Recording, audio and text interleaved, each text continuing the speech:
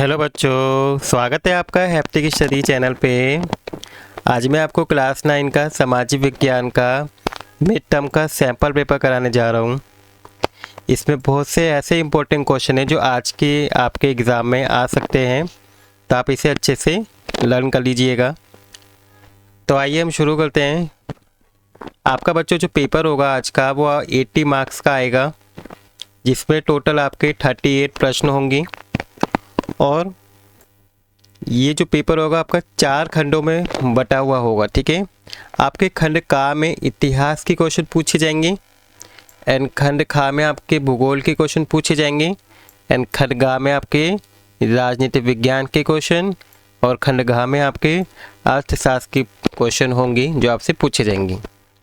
प्रत्येक खंड 20 अंक का होगा और इसमें बहुविकल्पी प्रश्न भी होंगे, ठीक है। शॉर्ट क्वेश्चन भी होंगे, लॉन्ग क्वेश्चन भी होंगे, ठीक है। और केस आधारित प्रश्न भी आपके होंगे। जो आपके शॉर्ट क्वेश्चन होंगे 2 अंक के, वो उनके आंसर आपको 40 से अधिक शब्दों में नहीं देना होगा। इसके बाद जो आपके 3 अंक वाले प्रश्न होंगे, इनके आंसर आपको 60 से शब्दों से अधिक नहीं देना होगा। और जो 5 अंक के क्वेश्चन होंगे, उनके उत्तर आपको 120 शब्दों से अधिक नहीं होना चाहिए उनका। केस आधारित प्रश्न में 3 उप प्रश्न पूछे जाएंगे आपसे, ठीक है। टोटल इसमें एक 1 मार्क्स का होगा, दूसरा भी 1 मार्क्स का होगा, और तीसरा जो क्वेश्चन होगा वो 2 मार्क्स का होगा, ठीक है। टोटल 4 मार्क्स का हो जाएगा ये, जिसमें आपको प्रश्न का उत्तर 100 शब्दों से अधिक नहीं होना चाहिए इनका। मानचित्रधारी प्रश्न होंगे 5 अंक के, जिसमें 2 भाग होंगे। तो आपका मानचित्र जो है इतिहास से आएगा 2 मार्क्स का, और दूसरा खंड खा में भूगोल के से आएंगे 3 मार्क्स की, ठीक है। इस प्रश्न पत्र में समग्र विकल्प भी नहीं दिया गया है, हालांकि कुछ प्रश्नों में आंतरिक विकल्प जरूर दिए गए हैं। ऐसे प्रश्नों में केवल एक ही विकल्प का आपको उत्तर देना होगा, जिसमें आपकी चॉइस होगी, ठीक है। इसके अलावा अतिरिक्त ये नोट करें कि दृष्टिबाधित विद्यार्थियों के लिए ऐसे प्रश्नों के स्थान पर पृथक प्रश्न दिए जाएंगे जहाँ पे कोई चित्र वाले क्वेश्चन होंगे, ठीक है। जैसे मानचित्रधारी प्रश्न हो गए, तो इनको उनकी जगह दूसरे प्रश्न उपलब्ध कराए जाएंगे। तो आइए शुरू करते हैं खंड का। खंड का में बच्चों आपसे इतिहास के क्वेश्चन है, जिसमें पहला क्वेश्चन पूछा गया है कि 1789 में फ्रांसीसी क्रांति से पूर्व फ्रांस में निम्नलिखित में से किसे कर लगाने का अधिकार प्राप्त था। तो बच्चों कर लगाने का अधिकार किसको प्राप्त था? आपका स्टेट जनरल को, ठीक है। सेकंड है कि फ्रांस की उस मुद्रा का नाम बताइए जिसे 1794 में समाप्त कर दिया गया है। तो वो क्या है बच्चों? लिब्रे। नेक्स्ट है बच्चों थर्ड, यह आपका चैप्टर नंबर 5 से है, 4Y वाले चैप्टर से, कि गुज्जर बकरवाल घुमंतु चारवाय समुदाय किस राज्य केंद्र पश्चिम प्रदेश के थे। तो ये कहाँ के हैं बच्चों? ये जम्मू एंड कश्मीर के। फोर्थ बच्चों आपका है आपका अभिकथन और कारण वाला क्वेश्चन है। इसमें आपको अभिकथन में बोला गया कि जैकोबिन क्लब के सदस्य को सो गुलाट के नाम से जाना जाता है, ये बिल्कुल सही है। सेकंड कारण है जैकोबिन क्लब के सदस्य मुख्य समाज के कम समृद्ध हिस्से से आते थे। तो बच्चों जो आपका कारण है वो क्या है? बिल्कुल सही है, इसकी व्याख्या कर रहा था, यानी कि ऑप्शन नंबर आपका ए सही होगा कि अभिकथन ओ ए और कारण दोनों ही सही हैं, और जो कारण है वो क्या कर रहा है? अभिकथन की पूर्ण व्याख्या कर रहा है। नेक्स्ट है बच्चों 5वां, कोंकणी किसान धंगर चारवा समुदाय के आगमन से किस प्रकार लाभान्वित होते हैं। तो ये आपसे 2 मार्क्स में क्वेश्चन पूछा गया है। आइए इसका उत्तर देखते हैं। तो बच्चों इसका उत्तर है कोंकण क्षेत्र में उनके आगमन से किसानों को कई लाभ मिलते हैं, जैसे उनको खाद की आपूर्ति हो जाती है, धन नगरों के पशुधन प्राकृतिक खाद का उत्पादन करते हैं, जिसका उपयोग किसान मिट्टी की उर्वरता बढ़ाने के लिए जैविक उर्वरक के रूप में कर सकते हैं, जिससे रासायनिक उर्वरक पर निर्भरता के बिना फसल उत्पादकता में भी क्या होती है बच्चों? वृद्धि होती है। नेक्स्ट प्रश्न है बच्चों 6 की फ्रांसीसी क्रांति की शुरुआत में मध्यम वर्ग की भूमिका का वर्णन कीजिए, ठीक है। तो आपको इसकी भूमिका बतानी है मध्यम वर्ग की। तो बच्चों इसका आंसर है कि मध्यम वर्ग ने आर्थिक नीतियों को प्रभावित करके राजनीतिक अधिकारों की मांग करके, ठीक है, पहले उन्होंने आर्थिक नीति को प्रभावित किया, फिर राजनीतिक अधिकारों की मांग की और बौद्धिक आंदोलनों का नेतृत्व करके, राष्ट्रीय सभा का गठन करके, क्रांतिकारी कार्यों का समर्थन करके और सत्ता की गतिशीलता को बदलकर परिवर्तनों से आर्थिक लाभ उठाकर क्रांतिकारी आंदोलन में भाग लेकर फ्रांसीसी क्रांतिकारी में महत्वपूर्ण भूमिका निभाई थी। ठीक है, इसके बच्चों नेक्स्ट क्वेश्चन है आपका 7वां कि रोबेस्पियर के शासनकाल को आतंक का काल क्यों हो जाता है। ये आपका लॉन्ग क्वेश्चन है, 5 मार्क्स में पूछा गया है। तो आइए बच्चों इसका आंसर देखते हैं। रोबेस्पियर के शासनकाल को आतंक का शासनकाल कहे जाने के प्रमुख कारण निम्नलिखित हैं। फर्स्ट बच्चों आपका है कि विरोध का दमन। रोबेस्पियर उनके सहयोगी ने क्रांति का विरोध करने के संदेह में किसी भी व्यक्ति को गिरफ्तार करने और उसे फांसी देने के लिए क्रांतिकारी न्यायाधिकारों का इस्तेमाल किया। इसमें कुलीन पादरी, संदिग्ध प्रति क्रांतिकारी, यहाँ तक कि पूर्व सहयोगी भी इसके अंदर शामिल थे। नेक्स्ट बच्चों सेकंड कि गिलेटिन का प्रयोग किया। हजारों लोगों को क्या किया कि गिलेटिन से मौत की सज़ा सुनाई। बच्चों गिलेटिन एक मशीन होती है जिसके थ्रू क्या किया जाता है, सीधा गले को काट के अलग कर दिया जाता है इस सज़ा के अंदर। ये सज़ाएं सार्वजनिक थी और विद्रोह को रोकने के लिए भय पैदा करने के उद्देश्य से ये सज़ा दी जाती थी। ठीक है, तो बच्चों इस मशीन की जो इन्वेंशन थी इसके नाम पर ही है कि गिलेटिन नामक व्यक्ति ने क्या की थी, गिलेटिन मशीन का आविष्कार किया था। नेक्स्ट बच्चों तीसरा की सत्ता का केंद्रीकरण। रोबेस्पियर की सरकार अत्यधिक सत्तावादी हो गई जिसने स्वतंत्रता को सीमित कर दिया और अभिव्यक्ति और राजनीतिक विरोध पर कड़े नियंत्रण लगा दिए। फोर्थ है कि आतंक को सद्गुण के रूप में ऊंची ठहराना। रोबेस्पियर का मानना था कि क्रांति की रक्षा और गणतंत्र के सद्गुण को प्राप्त करने के लिए आतंक जरूरी था, आवश्यक था। इसके कारण कठोर नीतियों को जनता की रक्षा के रूप में उचित भी उन्होंने ठहराया गया। प्रांतीय शुद्धिकरण। उनके शासन ने क्रांतिकारी नेतृत्व के भीतर निरंतर शुद्धिकरण किया जिससे अस्थिरता क्या हो गया और भय क्या हो गया, एकदम से बढ़ गया और ज़्यादा। नेक्स्ट बच्चों इसकी चॉइस में दूसरा क्वेश्चन दिया हुआ है आपका कि फ्रांसीसी क्रांति का विश्व पर पड़े किन्हीं 5 प्रभावों को बताना। आपका वेरी इंपॉर्टेंट क्वेश्चन है ये आपका। ठीक है, तो देखिए विश्व पे फ्रांसीसी क्रांति के क्या प्रभाव पड़े थे। फर्स्ट है कि फ्रांस ने अपने अधिकांश नागरिकों को प्रवासी के रूप में अन्य देशों में खो दिया जहां वे सुखपूर्वक रह रहे थे। सेकंड, उदारवाद का बीज अंकुरित हो गया, उदारवाद आ गया। राजशाही शासन के साथ साथ पारंपरिक कानूनों और प्रथाओं पर क्या लगा दिया, प्रतिबंध लगा दिया गया। थर्ड की ऑस्ट्रिया और प्रेशिया जैसे देशों ने फ्रांस के विरुद्ध युद्ध छेड़ दिया लेकिन फ्रांसीसी सेना से क्या हो गए, पराजित हो गए। फोर्थ कि स्विट्जरलैंड पर फ्रांसीसी आक्रमण के परिणाम स्वरूप एक नए गणराज्य का निर्माण हुआ जिसे हेलवेटिक गणराज्य भी कहा गया। पूरी दुनिया में राष्ट्रवाद, उदारवाद और राजशाही शासन व दासता के उन्मूलन की लड़ाई आम जनता के द्वारा आप क्या हो गई, शुरू हो गई थी। ठीक है, तो ये था इसका आंसर बच्चों। इसके बाद नेक्स्ट आपका आता है अनुच्छेद का। आपको करना है अनुच्छेद को पढ़ के आंसर देने। तो सबसे पहले आइए अनुच्छेद देखते हैं। हिंदुस्तान में वन उत्पादों का व्यापार कोई अनोखी बात नहीं थी। मध्यकाल से ही आदिवासी समुदाय के द्वारा बंजारा आदि घुमंतु समुदाय के माध्यम से हाथियों और दूसरे सामान जैसे खाल, सींग, रेशमी, कोय, हाथी दांत, बांस, मसाले, रेशे, घास, गोंद और राल के व्यापार के सबूत मिले। लेकिन अंग्रेजों के आने के बाद व्यापार पूरी तरह क्या हो गया, सरकार के नियंत्रण में चला गया। ब्रिटिश सरकार ने कई बड़े यूरोपीय व्यापारी कंपनियों को विशेष इलाकों में वन उत्पादों के व्यापार की इजारेदारी भी सौंप दी। स्थानीय लोगों के द्वारा शिकार करने और पशु को चराने पर बंदिशें लगा दी गई। इस प्रक्रिया में मद्रास प्रेसिडेंसी को कोयबंतूर, कच्छा व येरकुन जैसे अनेक चारगाह और घुमंतु समुदाय अपनी जीविका से क्या करा, इन्होंने हाथ धोबे थे। इनमें से कुछ को आपराधिक कबीलों को जाने लगी और ये सरकार की निगरानी में खानों व बगानों में काम करने के लिए मजबूर हो गए। ठीक है, अब बच्चों इस अनुच्छेद से पहला क्वेश्चन पूछा कि किन उत्पादों का व्यापार अंग्रेजों के आगमन से भी किया जा सकता था। तो देखिए इसका आंसर देखिए ये दिया हुआ, अगर आप देख पाए तो देखिए बच्चों इसका आंसर ये रहा, किस किस व्यापार के, खाल, सींग, रेशम के कोए, हाथी दांत, बांस, मसाले, रेशे आदि, गोंद, जाल के व्यापार के लिए। ठीक है, तो आप इसको उत्तर में लिख देंगे।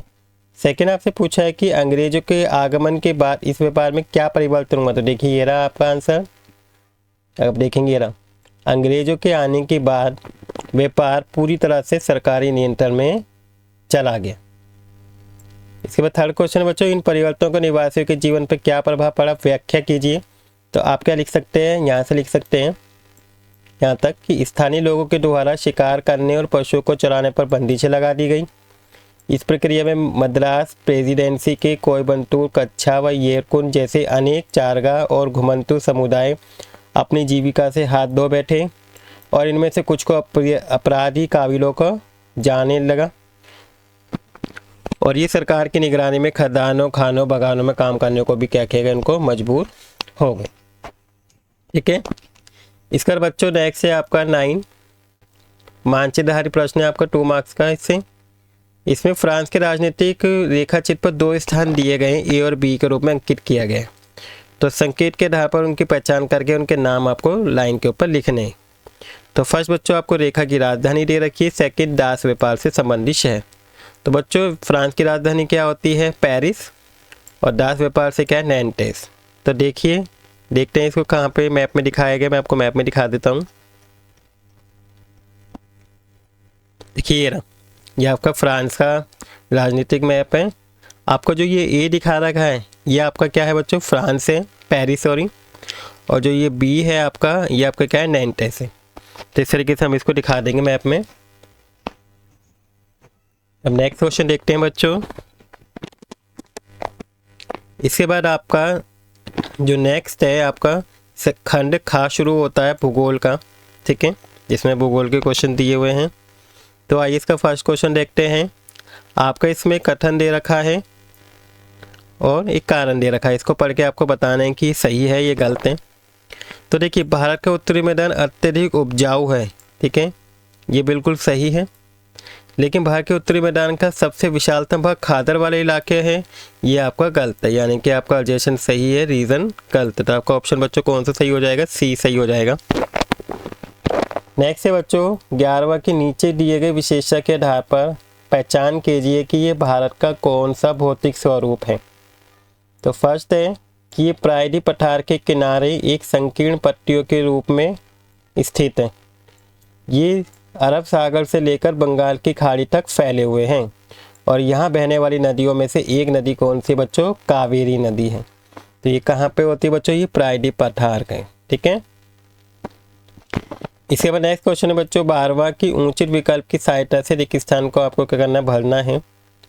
रेगिस्तान में बच्चों दिया हुआ है कि जो लूनी नदी है वो डैश में बहती है। कहाँ पे बहती है ये, आपकी लूनी नदी भारतीय मरुस्थल में बहती है। नेक्स्ट क्वेश्चन है बच्चों भारत का पूर्वी पड़ोसी देश कौन सा है, पूरब की तरफ आपका कौन सा पड़ता है बच्चों, बांग्लादेश। ठीक है, इधर की साइड। नेक्स्ट है बच्चों 14 क्वेश्चन की सिंधु नदी तंत्र की आपको विशेषताओं का वर्णन कीजिए। तो आइए इसका देखते हैं। देखिए सिंधु नदी तंत्र, इसकी पहली विशेषता है कि सिंधु नदी दुनिया की सबसे लंबी नदियों में से एक है, जिसकी लंबाई 2900 किलोमीटर है। सिंधु नदी तिब्बत में मानसरोवर झील के पास से निकलती है और ये जम्मू और कश्मीर के लद्दाख जिले में भारत में प्रवेश करती है और यहाँ एक सुरम्य घाटी बनाती है। सतलुज, व्यास, रावी, चिनाब, झेलम नदियाँ मिलकर पाकिस्तान में मिठनकोट के पास सिंधु नदी में जाके ये मिल जाती हैं। ठीक है, नेक्स्ट क्वेश्चन बच्चों 15वां की भारत के भौगोलिक विस्तार का वर्णन कीजिए। ठीक है, आपके फर्स्ट चैप्टर से दिया है भूगोल के ये। तो भारत क्या है, ये उत्तरी गोलार्ध में से एक विशाल देश है जिसका अक्षांश 8 डिग्री 4 उत्तर से 37 डिग्री 6 उत्तर और देशांतर से 68 डिग्री 7 पूर्व से 97 डिग्री 25 पूर्व तक फैला हुआ है। जो इसकी कर्क रेखा है वो 23 डिग्री 30 उत्तर देश को मोटे तौर पर ये कर्क रेखा क्या करती है, भारत को 2 भागों में विभाजित करती है। अंडमान और जो निकोबार द्वीप है समूह, वो मुख्य भूमि के दक्षिण पूर्व में बंगाल की खाड़ी में स्थित है, और लक्षद्वीप जो है बच्चों वो दक्षिण पश्चिम में अरब सागर में स्थित है। ठीक है, ये इसका क्षेत्रीय विकास हो जाएगा, विस्तार, भौगोलिक विस्तार।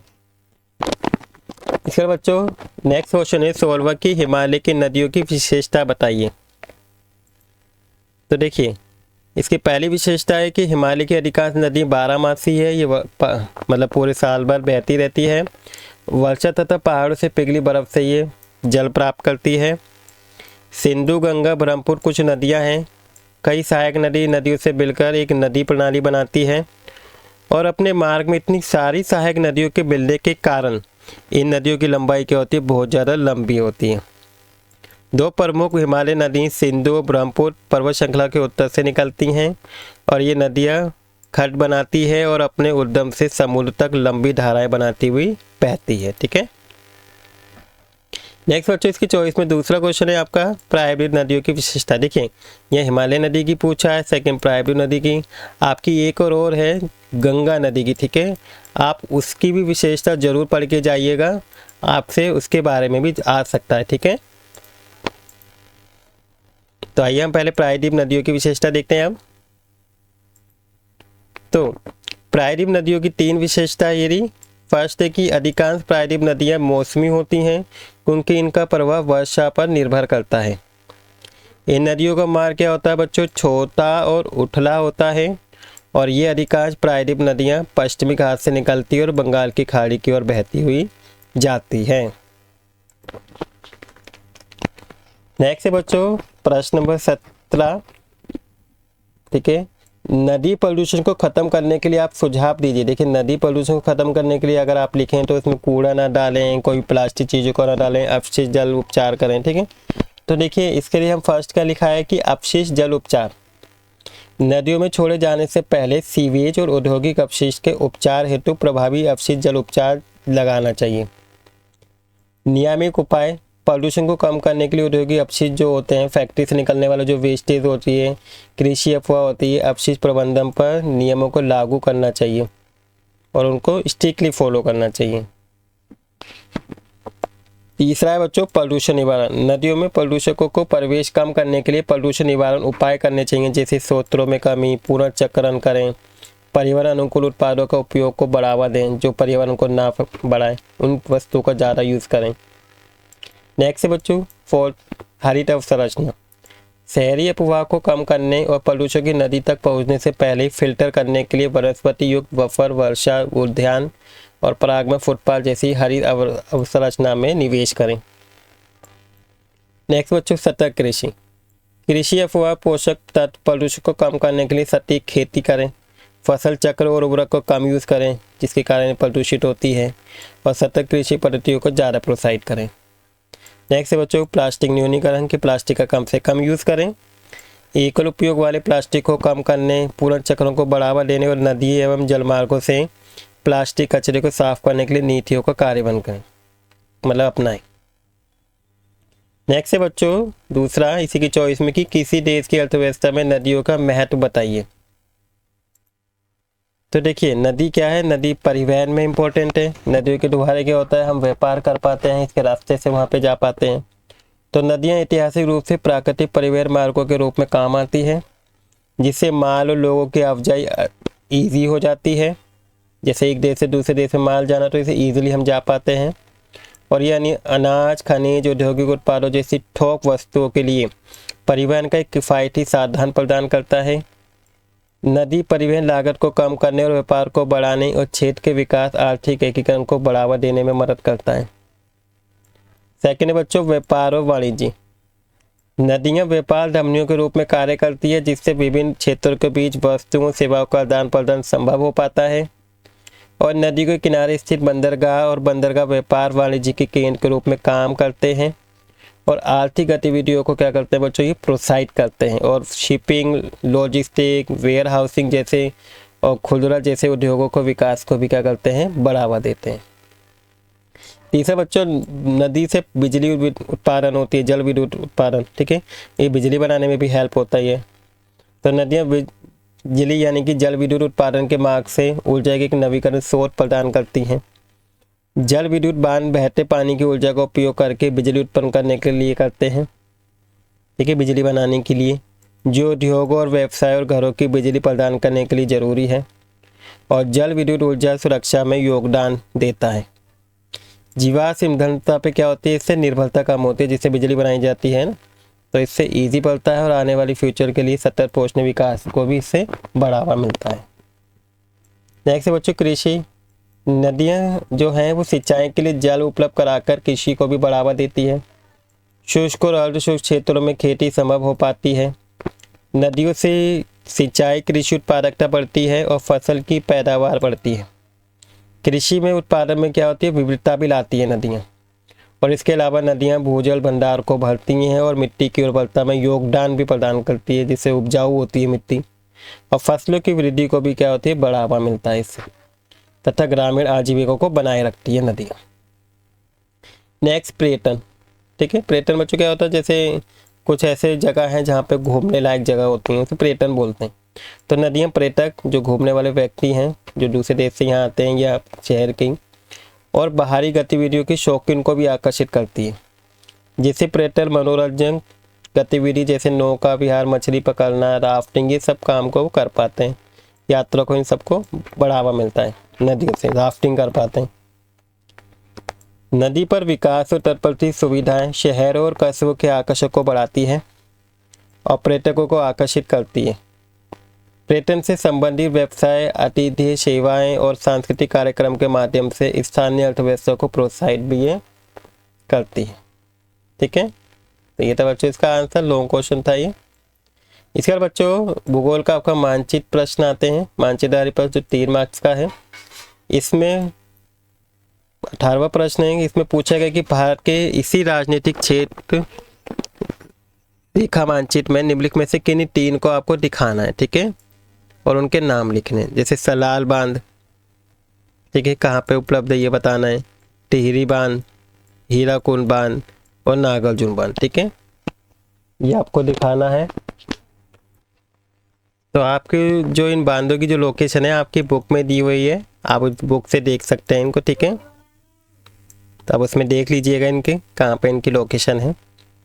इसके बाद बच्चों इन्हीं बांधों के बारे में डिस्ट्रिक्ट वाली जो बच्चे हैं उनसे क्वेश्चन पूछे गया है इस क्वेश्चन की जगह। फर्स्ट की उस केंद्र शासित प्रदेश का नाम बताइए जहाँ सलाल बांध स्थित है। सेकंड आपको बताना है कि टिहरी बांध कहाँ पर स्थित है। थर्ड आपको हीराकुंड बांध की स्थिति बतानी कहाँ है। और फोर्थ आपको नागार्जुन सागर बांध बताना है, ठीक है। इसके बाद बच्चों आपका खंडगाह शुरू होता है जिसमें राजनीतिक विज्ञान के क्वेश्चन हैं। तो इसमें प्रश्न नंबर 19 आपसे पूछा गया है कि जानकारी को पढ़िए निम्नलिखित और उसके लिए सही परिभाषित शब्द का यूज़ करिए कि कौन सा शब्द इसके लिए सही यूज़ होता है। तो जानकारी ये है कि बच्चों की शासन का प्रमुख लोगों द्वारा चुना हुआ व्यक्ति होगा, ठीक है, जिसे लोगों ने चुना है, ना कि किसी वंश का या किसी राज खानदान का कोई व्यक्ति होगा। तो ऐसे किसमें होता है बच्चों, ये किसका है, गणराज्य का। नेक्स्ट है बच्चों 20वां की लोकतंत्र के संदर्भ में निम्नलिखित कथन को पढ़कर सही विकल्प बताइए कौन सा है। फर्स्ट है कि एक व्यक्ति एक वोट एक मूल्य होता है, ये बिल्कुल सही है, ठीक है बच्चों। नेक्स्ट, कानूनों का राज काज और अधिकारों का आदर, ठीक है, यह होता है। और प्रमुख फैसले निर्वाचित नेताओं के हाथ में होते हैं, ऐसा नहीं है, ठीक है। तो इसका ऑप्शन बच्चों कौन सा है, सी सही है। नेक्स्ट है बच्चों सही मैचिंग की पहचान करनी है। देखिए इसमें सही मैचिंग तो आपकी ये है क्योंकि पाकिस्तान के जो रिलेटेड कौन है, परवेज मुशर्रफ, इनका संबंध पाकिस्तान से है, ठीक है। तो इस सी ऑप्शन इसका सही है। नेक्स्ट है बच्चों 22वां की निम्नलिखित में से कौन सा कथन आपको संविधान के संदर्भ में गलत है, ठीक है, गलत वाला बताना है। तो कौन सा बच्चों गलत है, बी, भारतीय संविधान राष्ट्रात्मक शासन पद्धति पर बल देता है, बल्कि राष्ट्रात्मक तो है ही नहीं है, बल्कि कैसा है ये, गणतात्मक या लोकतांत्रिक है, ठीक है। नेक्स्ट है बच्चों 23वां क्वेश्चन आपका अभिकथन और कारण वाला है। तो अभिकथन में दिया है कि दक्षिण अफ्रीका में अश्वेत लोगों पर बहुत ज़्यादा अत्याचार हुए हैं, ये आपके है, ठीक है, ये आपका कथन सही है। सेकंड कॉलम में बताया गया कि दक्षिण अफ्रीका के शासक रंग भेद में विश्वास नहीं करते थे, तो ये गलत है। रंग भेद में विश्वास करते थे तभी तो उन्होंने इसके ऊपर अत्याचार किया था। तो यानी कि इसका ऑप्शन नंबर सी सही है कि आपका अभिकथन तो सही दिया हुआ है लेकिन कारण गलत दे रखा है। नेक्स्ट है बच्चों 24वां क्वेश्चन की 2002 में लीगल फ्रेमवर्क ऑर्डर किस देश में जारी किया गया था? तो ये आपका पाकिस्तान में जारी किया गया था। इसके बाद बच्चों अगला क्वेश्चन है कि लोकतंत्र निर्णय लेने की गुणवत्ता में सुधार करता है। उपयुक्त तर्क के साथ इस कथन की पुष्टि कीजिए। 2 मार्क्स का क्वेश्चन है आपका ये। तो आइए इसका आंसर देखते हैं। इसका आंसर है बच्चों कि लोकतंत्र पूरी तरह से परामर्श और चर्चा पर ही निर्भर करता है।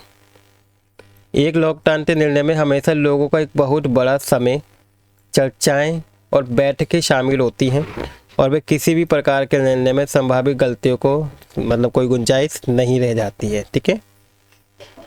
नेक्स्ट है बच्चों लोकतंत्र की 3 मुख्य विशेषता बतानी है हमको। तो पहली विशेषता है कि लोकतंत्र में शासकों या प्रतिनिधियों का चुनाव जनता के द्वारा सार्वभौमिक वैध मताधिकार के सिद्धांत पर होता है। सेकंड की लोकतंत्र में निर्वाचित प्रतिनिधि सरकार बनाते हैं जिसको चुना जाता है और इसलिए अंतिम निर्णय लेने की शक्ति निर्वाचित प्रतिनिधि के पास में ही होती है। थर्ड है कि आपके प्रत्येक लोकतंत्र में सरकार चलाने और नीतियां बनाने के लिए एक संविधान होना जरूरी है, तभी सरकार क्या होगी, चल पाएगी। इसके बच्चों अगला क्वेश्चन है 27वें का ए कि भारतीय संविधान की बुनियादी मूल्यों की व्याख्या कीजिए। जो भारतीय संविधान की बुनियादी मूल्य हैं उनके बारे में बताइए। तो देखिए बच्चों भारतीय संविधान की बुनियादी मूल्य कौन कौन से? संप्रभुता, समाजवाद, धर्मनिरपेक्षता, लोकतंत्र, ठीक है, न्याय, स्वतंत्रता, ये सब हैं। तो इन्हीं के बारे में देखिए यहाँ पे एक्सप्लेन किया हुआ है, इनको बताना है आपको। सबसे पहले हम जानते हैं कि संप्रभु क्या होता है। लोगों को आंतरिक और बाह्य दोनों मामले में निर्णय लेने का सबसे ऊपर अधिकार ही संप्रभु है। कोई भी बाहरी शक्ति भारत सरकार के निर्देशित नहीं कर सकती, कोई भी बाहरी व्यक्ति इनके निर्णय लेने में दखलंदाजी नहीं कर सकते। नेक्स्ट है बच्चों समाजवादी। धर्म सामाजिक रूप से उत्पन्न होता है और समाज के द्वारा समान रूप में साझा किया जाना चाहिए। सामाजिक और आर्थिक असमानता को कम करने के लिए सरकार को भूमि और उद्योग के स्वामित्व को विनियमित करना चाहिए।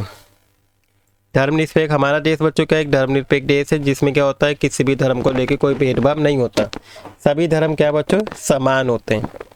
तो नागरिकों को किसी भी धर्म का पालन करने की पूर्ण स्वतंत्रता भी है, लेकिन कोई आधिकारिक धर्म ऐसा नहीं है। सरकार सभी धार्मिक विश्वास और प्रथाओं को क्या करती है, सरकार सम्मान करती है, सभी धर्म को एक मानती है। ठीक है। नेक्स्ट बच्चों लोकतांत्रिक। सरकार का ऐसा रूप जहां लोगों के समान राजनीतिक अधिकार प्राप्त होते हैं, वे अपने शासकों का चुनाव करते हैं और उन्हें जवाबदेह ठहराते हैं। सरकार की कुछ बुनियादी नियमों के अनुसार ये चलते हैं। नेक्स्ट है गणतंत्र। राज्य का मुख्य एक निर्वाचित व्यक्ति होता है, ना कि वंशागुट, कोई मतलब ना कि कोई वंश का व्यक्ति। ठीक है, एक वही व्यक्ति होगा मुख्य जिसको चुना जाएगा। नेक्स्ट बच्चों न्याय। नागरिकों के साथ जाति, धर्म, लिंग के आधार पर भेदभाव नहीं किया जा सकता। सामाजिक असमानता को कम करना होगा और सरकार को सभी के कल्याण के लिए विशेषकर वंचित समूह के लिए काम करना होगा। नेक्स्ट है स्वतंत्रता।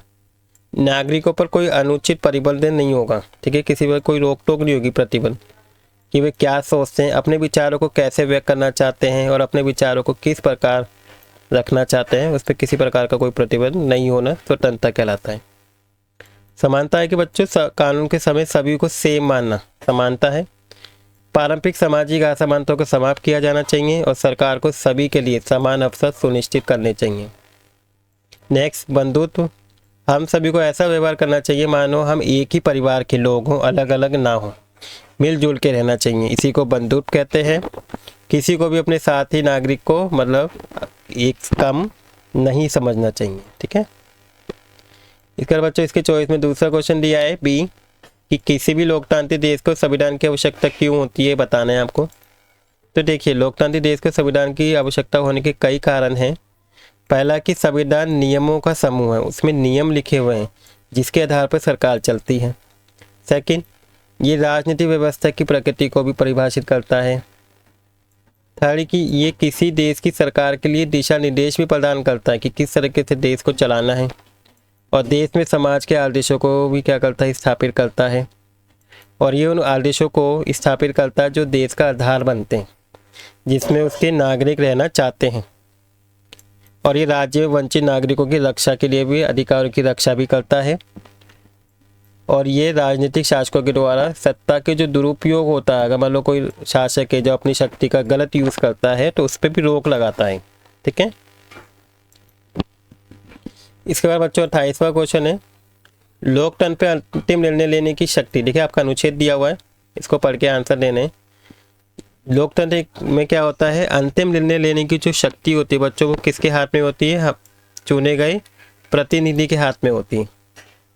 लोकतंत्र निष्पक्ष के स्वतंत्र होना चाहिए ताकि सत्ता में बैठे लोगों के लिए जीत हार के समान अवसर हो, और लोकतंत्र में हर वयस्क नागरिक को एक वोट देना चाहिए और हर वोट का एक समान मूल्य होना चाहिए। एक लोकतांत्रिक सरकार संवैधानिक कानूनों और नागरिक अधिकारों के द्वारा खींची लक्ष्मण रेखा के भीतर ही काम करती है। तब इससे बच्चों क्वेश्चन पूछा है कि अनूप के देश में शासक दल चुनाव में धांधली के माध्यम से सत्ता प्राप्त करता है। तो बताइए क्या आप अनूप के देश को लोकतांत्रिक देश मानेंगे? नहीं, क्योंकि यहाँ पे धांधली का यूज़ किया गया है। ठीक है, गलत चीज़ का यूज़ किया गया है, जिसकी वजह से एक लोकतांत्रिक देश नहीं होगा। ठीक है, तो अब इसमें उत्तर में ये लिख देंगे, है ना। सेकेंड है बच्चों कि आकाश के देश का चुनाव समय पर होते हैं, परंतु सभी नागरिकों मत का मूल्य सेम नहीं है। यहाँ पे भी बताइए क्या आप आकाश के देश को लोकतांत्रिक देश मानेंगे? नहीं, क्योंकि यहाँ पे देखिए सभी को क्या है, सेम अधिकार प्राप्त नहीं है। ठीक है, तो ऐसे देश को हम लोकतांत्रिक नहीं मान सकते, क्योंकि यहाँ पे वैश्य अधिकार नहीं है। नेक्स्ट है बच्चों, लोकतंत्र के समर्थन में कोई दो तर्क दीजिए। ठीक है, तो आपके लोकतंत्र के पक्ष में बताना है आपको कि यहाँ पे जो भी निर्णय लिए जाते हैं थोड़ी देर से लिए जाते हैं, लेकिन बिल्कुल सही लिए जाते हैं। ठीक है, और लोकतंत्र क्या जिसकी सरकार है ये 3 भागों में डिवाइड किया गया, जिससे क्या होती है, सबका काम बट जाता है। ठीक है, नेक्स्ट है बच्चों खंड गा, इसमें अर्थशास्त्र के क्वेश्चन है। तो खंड गा में आपके 29 क्वेश्चन दिया हुआ है, अभिकथन और कारण वाला है आपका ये।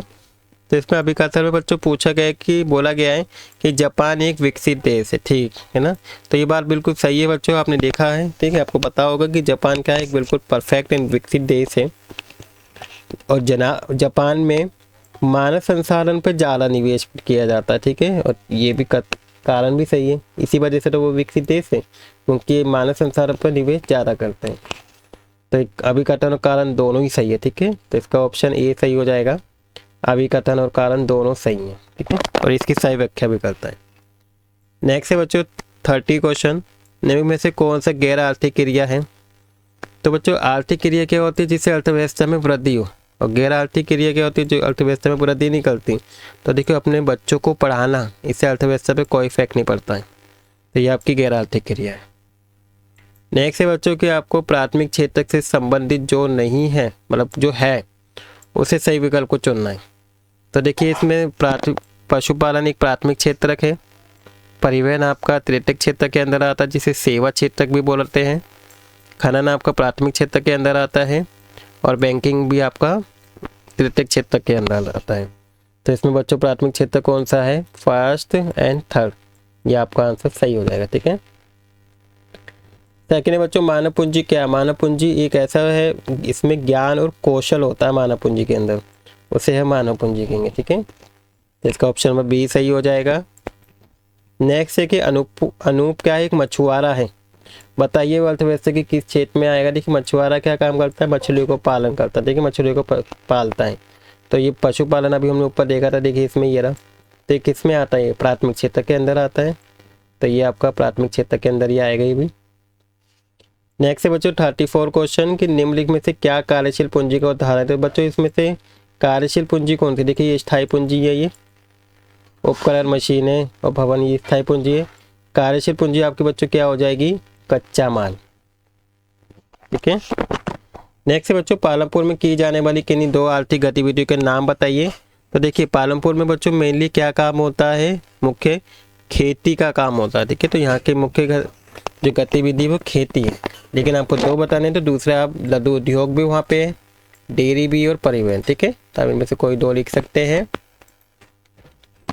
नेक्स्ट बच्चों 36 क्वेश्चन, भारत के शहरी क्षेत्रों में अधिकांश शिक्षित बेरोजगारी पाई जाती है शहरों में। ठीक है, आपको देखने को मिलता है कि शिक्षित बेरोजगारी ज़्यादा है, तो इसके समर्थन में आपको उपयुक्त तर्क दीजिए। तो बच्चों शिक्षित बेरोजगारी क्या होती है कि एक ऐसा व्यक्ति जो क्या है शिक्षित है और शिक्षित होने के बाद भी क्या है उसके कोई रोजगार नहीं मिल रहा है, कोई काम नहीं मिल पा रहा है उसे। ठीक है, डिग्री होने के बावजूद भी, तो इस तरह की बेरोजगारी को हम शिक्षित बेरोजगारी कहते हैं।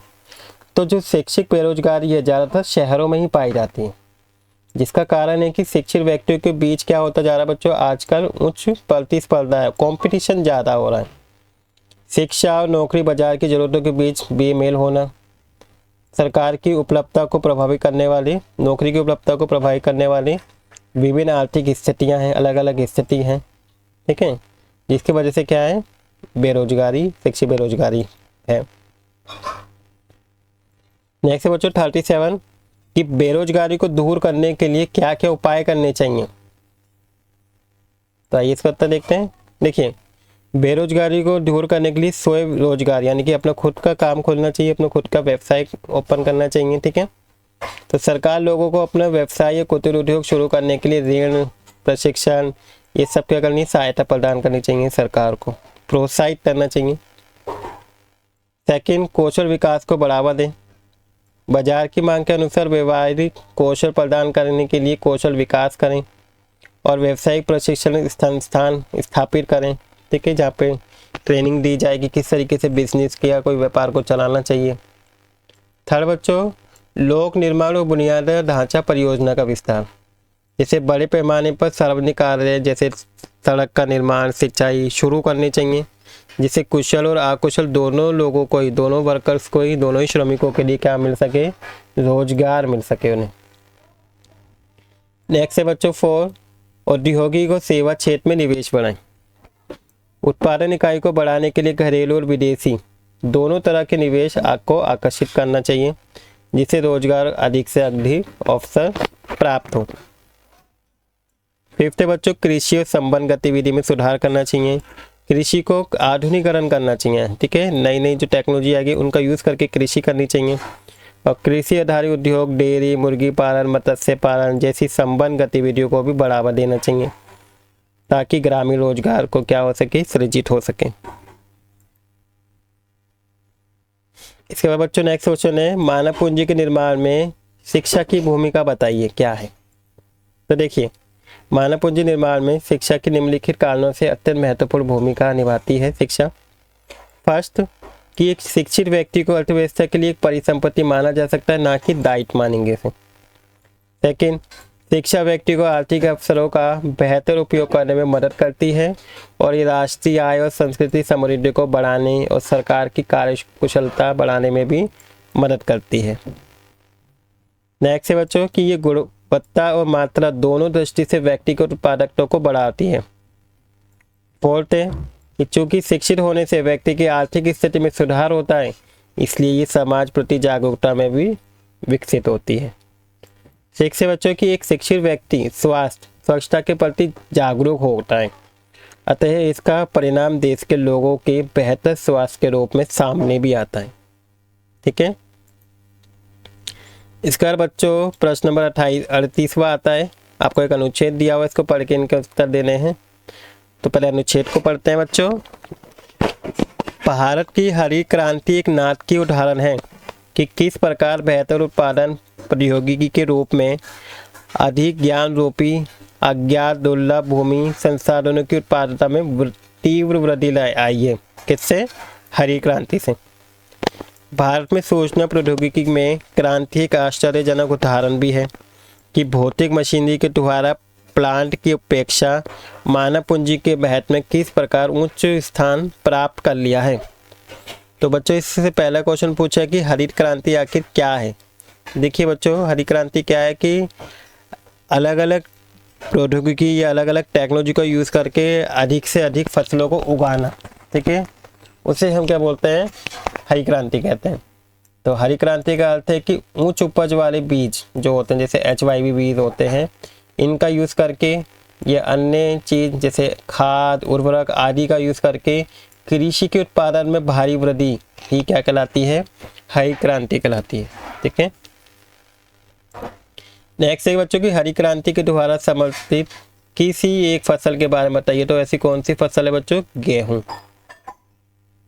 नेक्स्ट है बच्चों थर्ड की हरी क्रांति को संभव बनाने वाले कार्य की सूची बताइए जिससे हरी क्रांति हो पाई है। तो फर्स्ट कारण ये है कि उच्च उपज देने वाले जो बीज हैं HYB बीज, इनका प्रचलन। सेकेंड, उर्वरक और कीटनाशकों को बढ़ता उपयोग और अच्छी उन्नत सिंचाई तकनीकें का यूज़ करके हम क्या कर सकते हैं? फसलों को उत्पादन की वृद्धि कर सकते हैं। ठीक है। तो ये आपका हो गया कंप्लीट सैंपल पेपर आपका 9 का SST का। आयो आपको पूरा समझ में आ गया होगा। आपको इनमें से बहुत सारे ऐसे क्वेश्चन इंपॉर्टेंट बनते हैं जो आपके एग्जाम में आ सकते हैं, तो आप इसकी अच्छे से प्रिपरेशन करके जाइएगा। आई होप आपको सभी आंसर अच्छे से समझ में आ गए होंगे और आपको वीडियो भी अच्छी लगी होगी।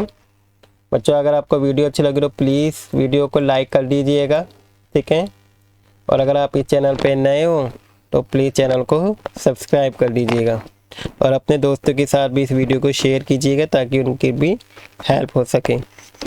Thank you for watching video.